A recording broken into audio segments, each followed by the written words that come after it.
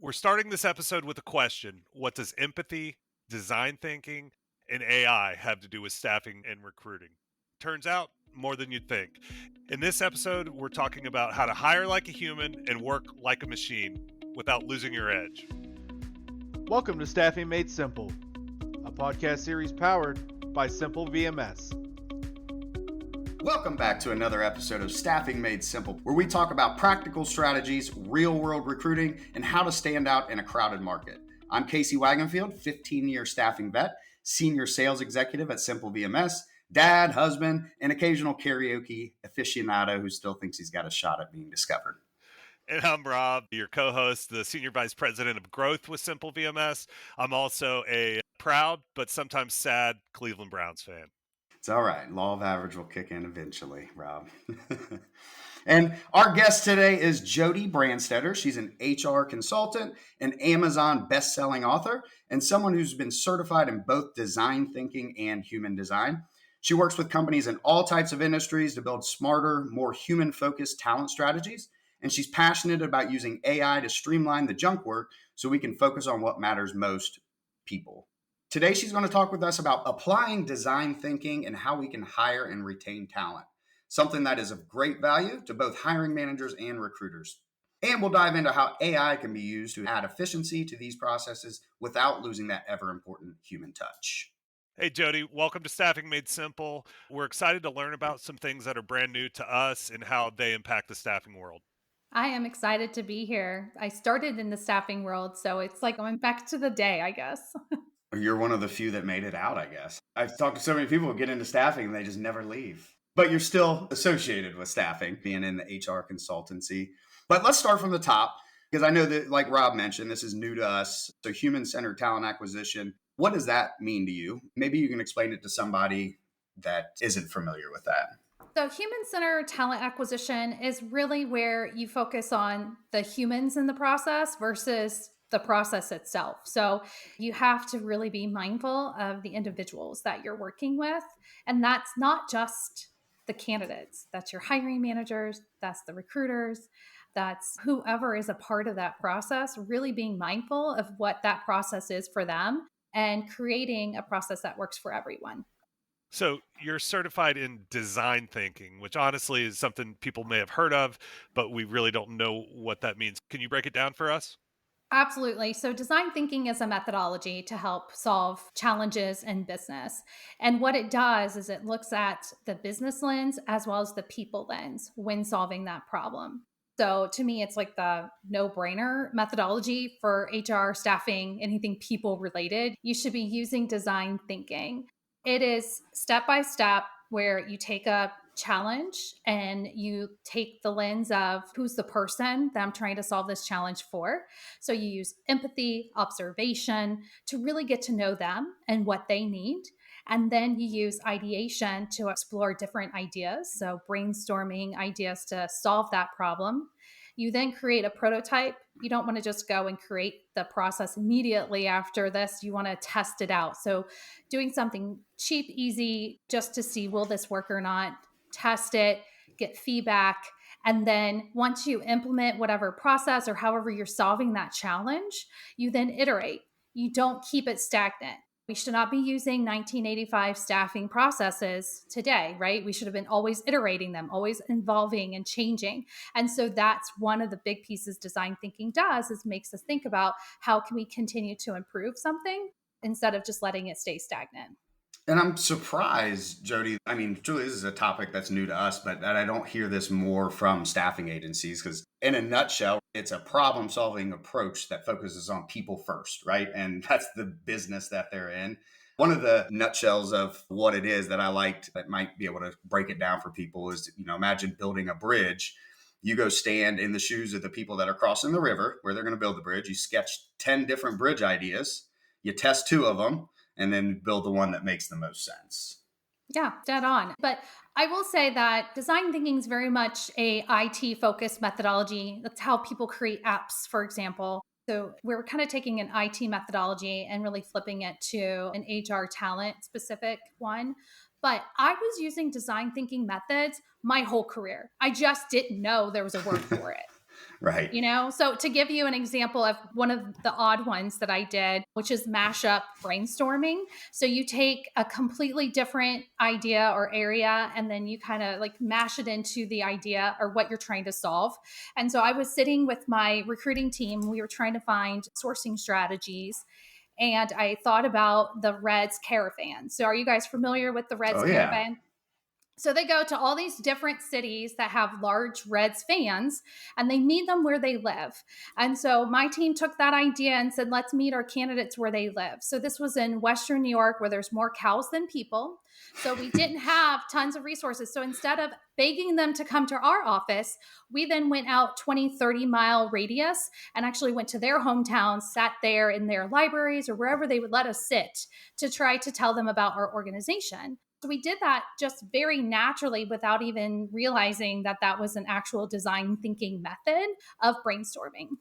So now that we have design thinking defined, can you talk a little bit about how staffing agencies and talent acquisition can incorporate it to attract and retain talent? The first thing is the empathy observation, like really knowing your candidate and your client. So being able to create a candidate persona or a client persona where you're trying to figure out, okay, what motivates them? If we go on the candidate side, what motivates them to be in their role? Why would they come to your organization? Just really kind of getting in their head to understand how you would maybe sell the opportunity to them. And then you're taking it to the next level of looking at, okay, well, what's their background like? What job titles have they worked in? What companies have they worked in? What's their education? What skill set do they have? And all of a sudden, you're really building that picture of what they bring when they're going to that organization, which is a great way to create sourcing strings. And then you start thinking about, well, where are they? Where can I find them? Where can I find them online? Where can I find them in colleges, universities, or education? Where can I find them on the streets? And then you start building ideas on where you can locate them. And then from there, you start thinking about, okay, so I found them. I don't know, let's just go with LinkedIn. How do I engage them on LinkedIn? Because there's so many different ways you can engage them in LinkedIn, but what's the best way? Well, if you're really understanding the candidate, you're going to know the best way to connect with them. And that's where you start building that sourcing strategy on how you're actually going to source those candidates. So that's one very simplistic way to put design thinking into the process, is really understanding your candidate. But if you're on the sales side of staffing, wouldn't it be cool to do that for your clients too? Like, who's your ideal client? Why would they want to work with you? What's going to motivate them to come and use your recruiters? Where do they sit? Where do they hang out? How can I engage them? I mean, it can work on both sides of the fence there, which is really exciting when you think about it. So that's like key. And then the other piece with this is the empathy. Okay, how do I communicate with them through the process? What's the best way? How am I going to keep them engaged? We don't want anyone to ghost us. We don't want to lose that candidate right before we're going to place them. So we have to find the way to communicate with them that's going to work best for them. So it really is a great way to know the candidate, know the client, and then that will help you with your process. Is that something you would say is ongoing? Where, I mean, like every interview that a staffing agency does, they're taking those types of notes. Hey, this is somebody I really want to work with. This is how we found him. You're compiling that information.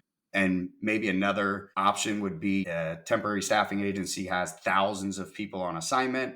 How do they benchmark that? Do they pull, hey, let's pull our top 50 people and let's interview them and let's find out where we found them, what's important to them? Would that be a good start for an agency? I think so. The more data you can get, the better.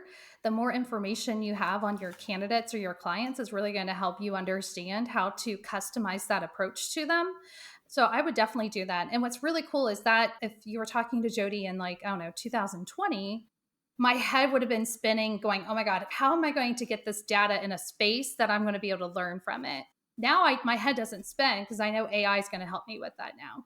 So awesome. Now I have all this data. I'm going to put it into ChatGPT or whoever, and it's going to spit out to me the common themes and threads that's going to help me understand who my candidate is. I love that. And I think that's an underused tool, ChatGPT. I use it daily. We had actually a sales call yesterday talking about how you can plug in what you do and what the pain points of your customers are, and ChatGPT will do the work for you, right? You might have to change some things, but super powerful tool that I think a lot of people just don't take advantage of. But I love that whole design thinking, and it's certainly something that I'm going to continue to talk about with agencies. But I did want to touch on just the candidate experience in general, because I think that's where good TA teams and good staffing agencies stand out when they give that good experience. I came from 15 years in staffing, and I would tell people, go buy a $3 case of water and offer somebody a bottle of water when they walk in the doors, 25 cents. There's no other agencies that are doing that. It's a tiny little thing that just makes their experience different. Is it going to get them to accept the job? Maybe not, probably not, but they're going to remember that small thing that you did for them. So where I was going with that is, from putting in an application to a company or an agency all the way to onboarding, what do you think is broken now? And how can agencies or talent acquisition teams fix it? So what's broken is the communication piece to the process. Every time I talk to a candidate, they're always complaining about not getting feedback, not knowing where they're at in the process, yada, yada, yada. The black hole of the applicant tracking system. But at the same time, as a recruiter, my communication isn't always great with the candidate either. When I desperately want my candidate to return my call is when they don't return my call, right? So it goes both ways. Communication in the process is broken. And when I started looking at design thinking, I actually did my own little challenge on design thinking on communication within the hiring process. And what I was really focused on was at the end of each step, that communication. How should we communicate at the end of each step? And what I learned from that was they didn't really care about those steps in the process. If you want to email them, if you want to call them, they're just happy if you do it. They're just happy if you let them know. But what really agitated them and what really made them not want to stay in a process was that they didn't get those updates in between the steps. So they wanted the recruiter to call them and say, I'm still waiting on feedback from the hiring manager. So you're still in the process. And that literally showed that candidates would stay in the process longer if you just communicated with them in between the steps of the process. And so that's a very simple fix that we can do as recruiters. It's literally just putting something on our calendar to remind us to update our candidates throughout the process, even if it's a no update, right? You can create an email signature that says, I don't have an update yet, but we'll let you know in 2 days. Just doing that can improve that candidate experience and keep them moving forward. Stacy Zapar, who's one of my favorite recruiters, has a Friday afternoon idea where her team literally goes through their stack of pending candidates and responds to them and lets them know what's going on, if there's an update or not. They all grab a beer and they enjoy calling and emailing and texting their candidates. And what's so amazing about that is your candidate won't actually panic over the weekend and start applying to other jobs. And that's what I was going to say is, coming from staffing, recruiters will ghost people and 3 weeks go by and that person's probably been ghosted by other agencies. So their thought process is, well, I better keep applying, right? Somebody's going to hire me. And if I'm not getting any communication, and I think that goes both ways, from, to your point, sales and recruiting. I've seen many clients go out the back door because you're not communicating, but your competitors are. So they're giving them the opportunity. Yeah, 100%. What could a staffing agency do tomorrow to make the candidate experience more human without buying new tech or doing a full stack overhaul? I think the first thing is definitely doing the candidate persona. That is something that you can do very simplistic. You don't need technology for it. You just need a template. And I have a free template. If someone needs it, they can use mine if they want, or they can just go to ChatGPT and guess what? They can do it for you. But that is a super easy transition. And it's a powerful tool that you can also share with your clients to show them how you're being so mindful in the process and so focused on their ideal candidate. So I think it's a sales as well as a recruiting tool when you're using a candidate persona. That would be the first simplistic piece. And then the other one would be, looking at how you communicate and building out a little process on how you want to communicate so that you're keeping those candidates, that touch point alive, which again, you don't really need new tech. You can use Microsoft Outlook and have email signatures with various updates that you can just literally use and send very quickly. Or if you have an applicant tracking system and you have ways to communicate, you can select 10 people and tell them, you're still in the process, I have no update, right? It doesn't have to be super personalized, these communications, you just need to communicate it. So I think there's a lot of things you could be doing with your own systems today that will help build those pieces. And the last thing is if you just listen more would be great too. Just really listen to that client, listen to that candidate so that you're really understanding what they're looking for to really help them move forward in the right way with the position that they're looking at. I think that's something that we could all do better. Even if we're great listeners, we can all strive to listen better, regardless if we're in sales, recruiting, operations. It's just something that is a lost art. So we talked about the recruitment process. Once someone's placed, how can a staffing agency continue to create a positive human experience during the onboarding and when they're on assignment and follow up through that life cycle? So when you're in the hiring process with the candidate is getting to know them better, like getting to know what they like, what they don't like, just really kind of building that relationship with them. And if you do that, then when they're getting onboarded, you can gift them things that they like. So if you know they love Diet Coke, you can send them a 12-pack of Diet Coke and say, I hope you have a great day. I used to love taking my placement candidates to lunch. And I usually waited to about 2 weeks of being in their new role. And I would go take them to lunch and celebrate and then ask them how things are going and see if I can help them. Maybe they're struggling with some communication that I can help them with. Maybe they can help me by telling me what other positions are open at that client and I can start reaching out to them. Or they might have a friend who's like, man, Jody did an awesome job for me. I'm referring my friend to you. And all of a sudden now I have that relationship because I continue to build that relationship even after they were placed. So, definitely staffing agencies stay old school and keep letting your recruiters have lunch with their new hires if they can. And if they're virtual, have a virtual lunch. Send Uber Eats to their house and get on a Zoom call and have lunch and celebrate those successes with them. And then just continue that follow up, right? Use your tools to do reminder follow ups and check in with them so that they remember you and they continue thinking about you and what you could be doing for them or for others. I have a candidate I placed at least 15 years ago, and on his work anniversary, he sends me a thank you through LinkedIn every year. This sounds like it relates so much to sales. Are people doing this on both sides in staffing agencies? That's what we used to do. I think that your recruiter is your sales force. So if you don't include them in those activities, it's a disservice to you and your organization. You got to think about the lens of the recruiter. What does the recruiter want? How can you ensure they're motivated and excited to be a part of this process? I would definitely be working hand in hand with the recruiter if I was a business development person with placements. I know we're going to touch on AI, but that could be another thing to stay in touch with them, right? Using AI to keep that recurring cadence with them.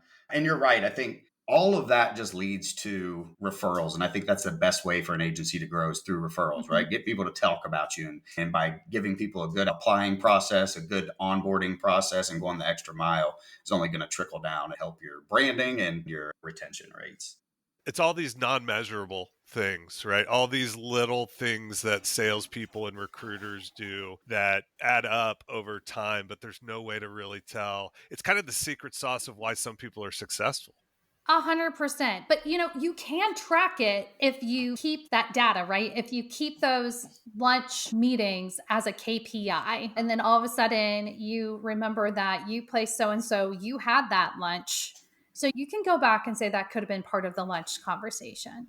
So you can track them, but yeah, it's not going to be an instant gratification. It's not going to be, oh, they refer someone tomorrow. It might be 3 months, 6 months, or a year down the road. But as long as you can tie it back to that activity, then it can be tracked. I know you mentioned when somebody's placed, some things you can do to make sure that experience is good through their onboarding and on assignment.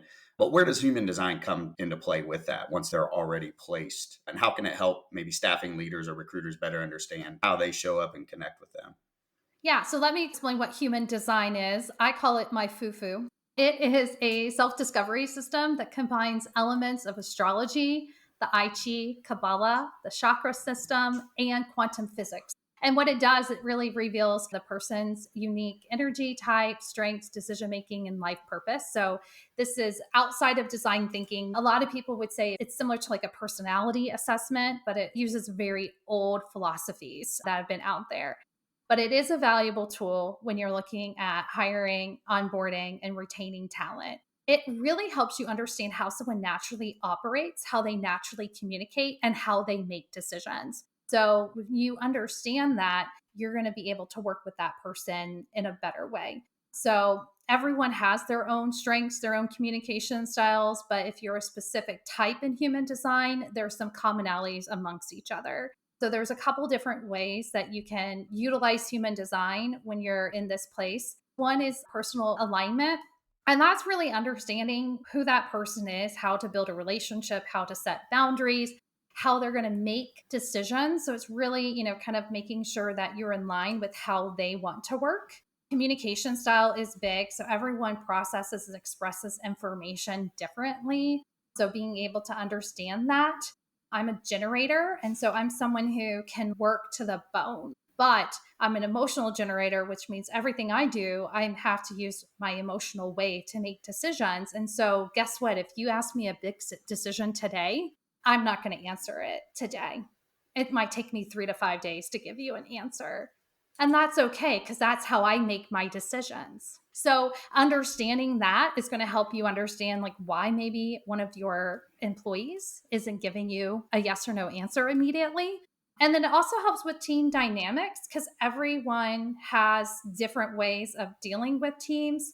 So as a generator, everyone loves me because I'm the doer in the world. But there's this other group called projectors who are actually more leaders and literally directs the world. They can't work all day. It doesn't happen for them. But they can gift us with amazing ideas and be able to direct us in the right way. So if you understand that about your team, you may not get so frustrated with a projector because now you know that they don't have the work energy to be able to do a 12-hour day. And so maybe you should work with them differently. So it really just helps you be self-aware, and it really helps with empathy. When you use human design and you go through that whole process, is it similar to some of the other things, predictive index or some of the other types of things where it shows you, hey, here's this person's personality, and in these scenarios, here's how you can approach them?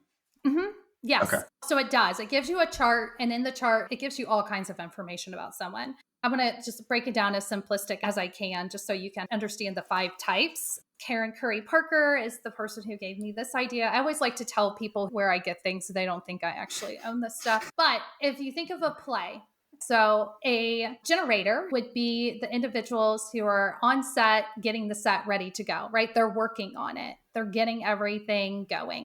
Then you would have a manifester, which is the producer of the play. They have the idea and they're able to share that idea and get that idea to be created. So that's a manifester.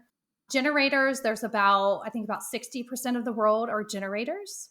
And that includes a manifesting generator. And that's just someone who can also kind of speak out ideas and make them happen potentially.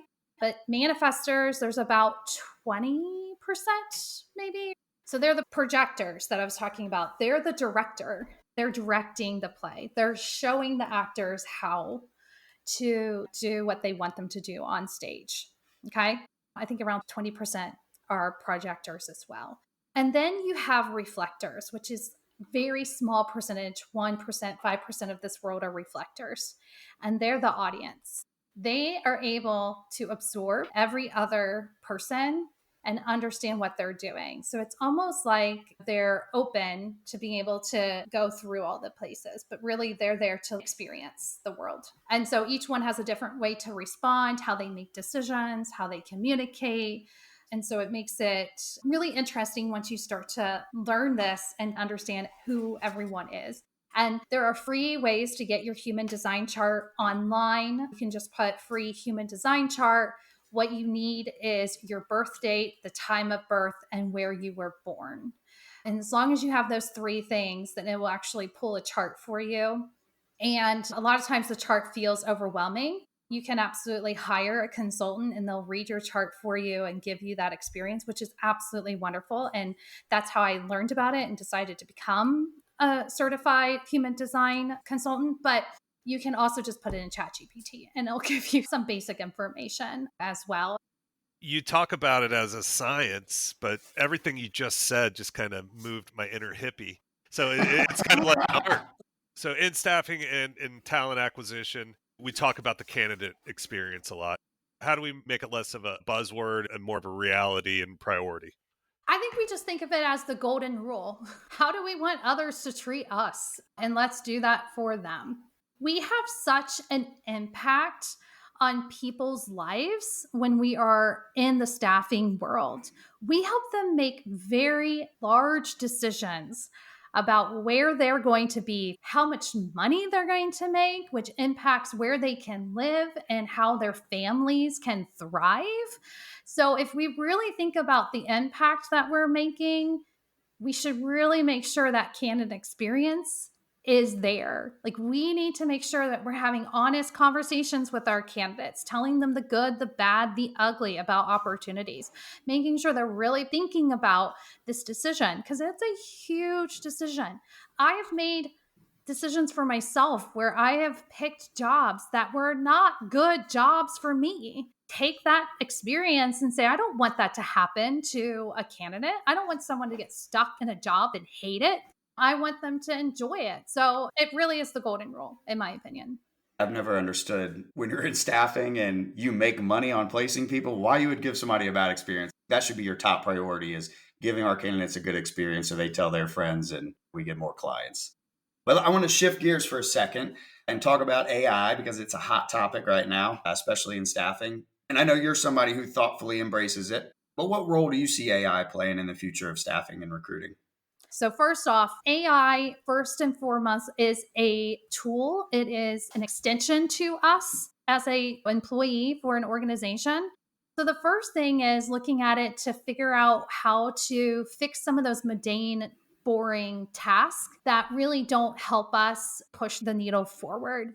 So, scheduling interviews or providing those updates that are important but don't have to be fully customized and personalized.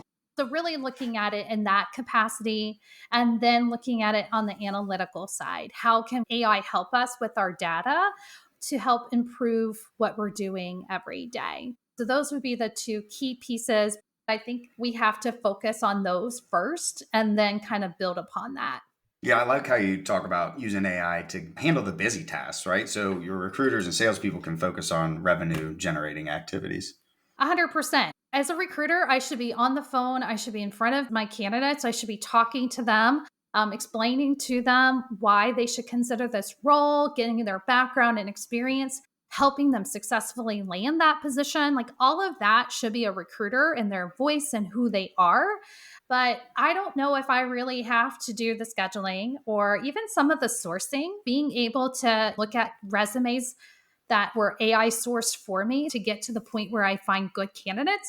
All of that's getting me closer to the candidate and talking to the candidate and being a part of the process with the candidate. So, yeah, it's a big piece that's going to help us thrive. But recruiters have to be willing to not do the mundane anymore. And sometimes I think we like doing the mundane task, the easy task. So, it's pushing us out of our comfort zones in some ways. And with the talk about AI bots and you can just talk to somebody and not know you're even talking to an AI agent, do you think that threatens recruiters and the amount of recruiters that a company hires? This is kind of near and dear to my heart because every time AI gets brought up, I'm a relationship person. So I like to think I'm irreplaceable. Right.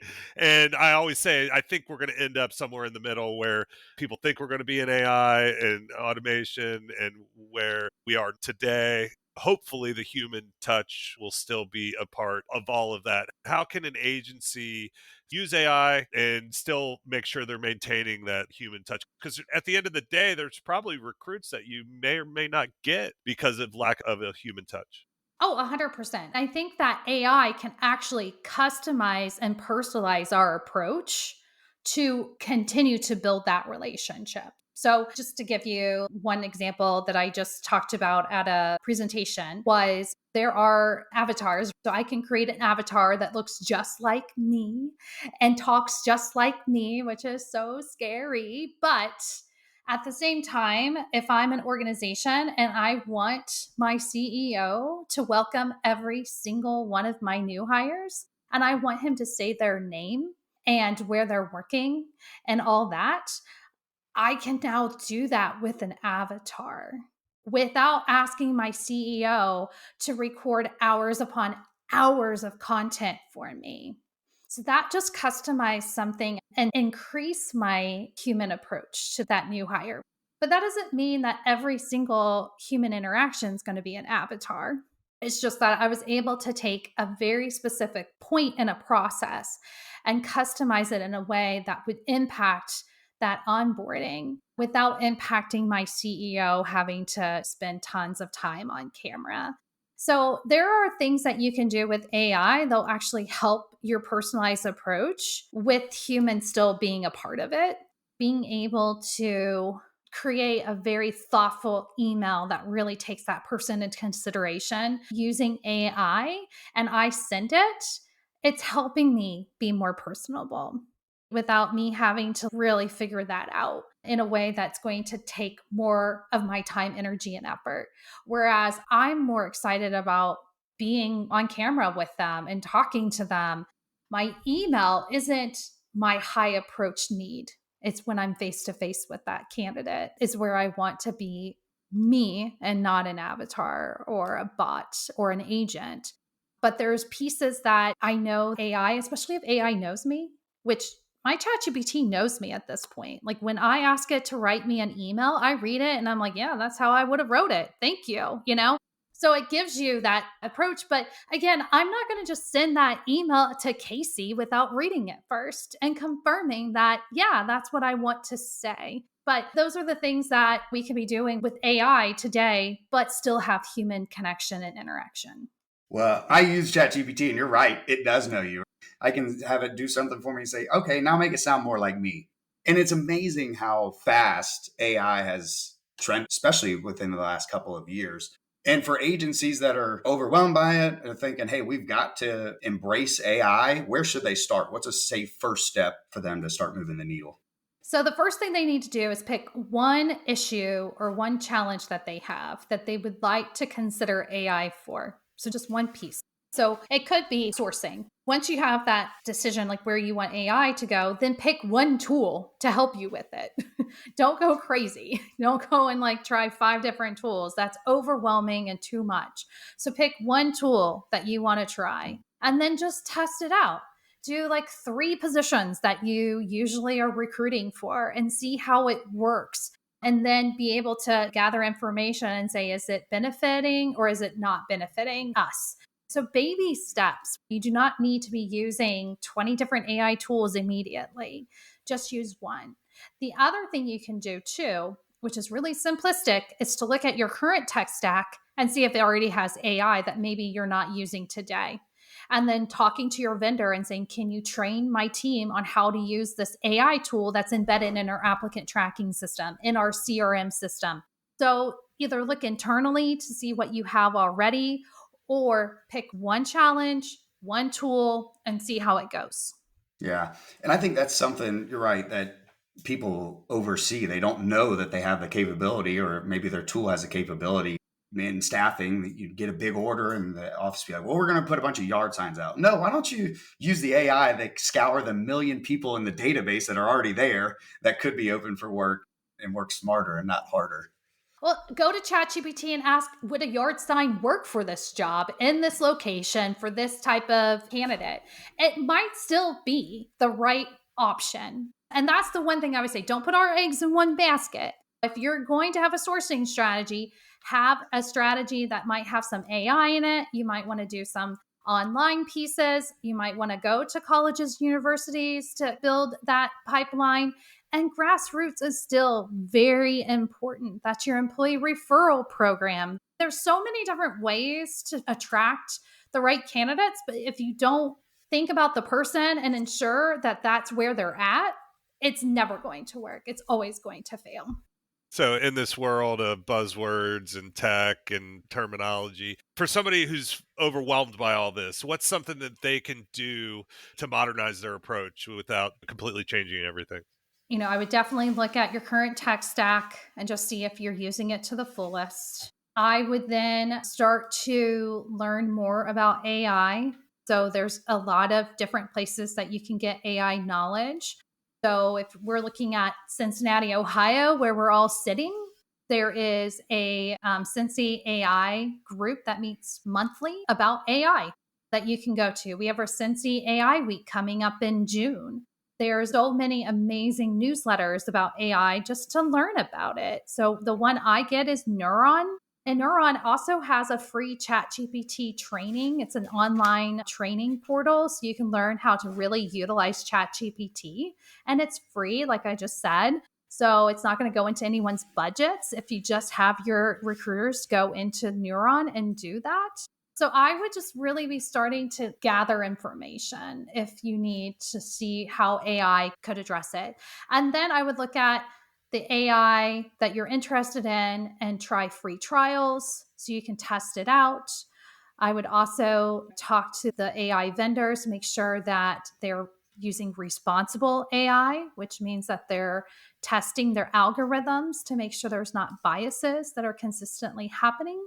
And then start advocating for your organization on how AI is going to improve your processes.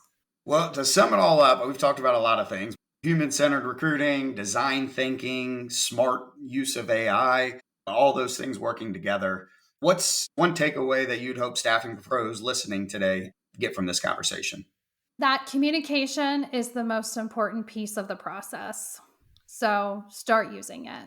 Well, Jody, thanks a lot. That's a wrap on another episode of Staffing Made Simple. If you're listening and thinking, yeah, I need to rethink my candidate experience, or you're curious about using AI without becoming a robot, this episode was for you guys. Absolutely. And a huge thanks to Jody Brandstetter for dropping some awesome insight on us. Jody, where can people find and connect with you and read about you? My favorite social media is LinkedIn. So just put in Jody and then Brandstetter. And if you didn't put a lot of T's in it, you didn't spell it correctly. So good luck with that. And my website's jodybrandstetter.com. And if you would like the candidate persona template, you can just email me, Jody with an I at Cincy with a Y.com. Thanks, Jody. And thanks to our listeners. Don't forget to check us out at our website, simplevms.com. Until next time, stay human, work smart, and like we like to say over here, keep it simple. This has been an episode of Staffing Made Simple, powered by Simple VMS, the vendor-friendly VMS.